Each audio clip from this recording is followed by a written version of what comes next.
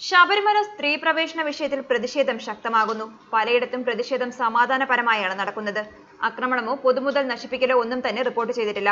വ്യത്യസ്തമായ രീതിയിലാണ് പല പ്രതിഷേധങ്ങളും അരങ്ങേറുന്നത്. സുപ്രീം കോടതി വിധിയിൽ പ്രതിഷേധിച്ച് സെക്രട്ടേറിയറ്റ് പടിക്കൽ 5 അയ്യപ്പന്മാർ നിരാഹാര സത്യാഗ്രഹം നടത്തുന്നു. നാമജപത്തോടെയും അയ്യപ്പ ഭക്തിഗാനം ആരംഭിച്ചുമാണ് പ്രതിഷേധം. നിലയ്ക്കലിലെ സമരപന്തലിൽ രാത്രി ഉറക്കമൊഴിച്ച് അയ്യപ്പ ഭക്തർ പ്രതിഷേധവുമായി രംഗത്തുണ്ട്. ശബരിമല യുവതീ പ്രവേശന വിഷയത്തിൽ സുപ്രീം കോടതി വിധിക്കെതിരെ പ്രതിഷേധം ശക്തമാവുന്ന സാഹചര്യത്തിൽ പമ്പയിലും നിലയ്ക്കലിലും സർക്കാർ നിരോധനാജ്ഞ പ്രഖ്യാപിക്കാൻ ഒരുങ്ങുന്നതായി റിപ്പോർട്ടുണ്ട്. സ്ത്രീകളെ പ്രവേശിപ്പിക്കാതിരിക്കാൻ ഇപ്പോൾ ഹൈന്ദവ സംഘടനകളുടെ നേതൃത്വത്തിൽ നിലയ്ക്കലിൽ ശബരിമല ആചാര സംരക്ഷണ സമിതിയുടെ നേതൃത്വത്തിൽ പർണശാല കെട്ടി ശരണമന്ത്ര കൂട്ടായ്മ നടത്തുകയാണ്. സമരപന്തലിലേക്ക് സിനിമാ താരങ്ങൾ ഉൾപ്പെടെ നിരവധി വിശ്വാസികളാണ് പ്രതിഷേധത്തിനായി എത്തിക്കൊണ്ടിരിക്കുന്നത്. ഈ സാഹചര്യത്തിലാണ് ഇവരെ നേരിടാൻ സർക്കാർ നിരോധനാജ്ഞ പ്രഖ്യാപിക്കാൻ ഒരുങ്ങുന്നത്. എന്നാൽ ഇരുമുടിക്കെട്ടുമായി വരുന്ന സമരക്കാരായ ഭക്തരെ എങ്ങനെ നേരിടുമെന്ന ആശങ്ക പോലീസിനുണ്ട്.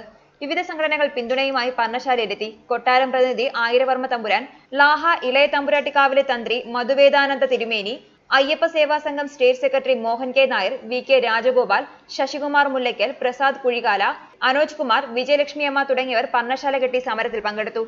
അയ്യപ്പ സേവാ സമാജത്തിന്റെ നേതൃത്വത്തിൽ കുമ്പഴ കാണിക്ക മണ്ഡപത്തിൽ അയ്യപ്പ ഭക്തർ ഏകദിന ഉപവാസം നടത്തി. സുഭാഷ് ജെ പിള്ള, രാജസ്വാമി, അരവിന്ദാക്ഷൻ, സതീഷ് കോയി വീട്ടിൽ, ബിജു കൊട്ടക്കാട തുടങ്ങിയവർ പ്രസംഗിച്ചു. സ്ത്രീകളടക്കം നിരവധി ഭക്തർ ഉപവാസത്തിൽ പങ്കെടുത്തു. ന്യൂസ് ഡെസ്ക് മലയാളി വാർത്ത.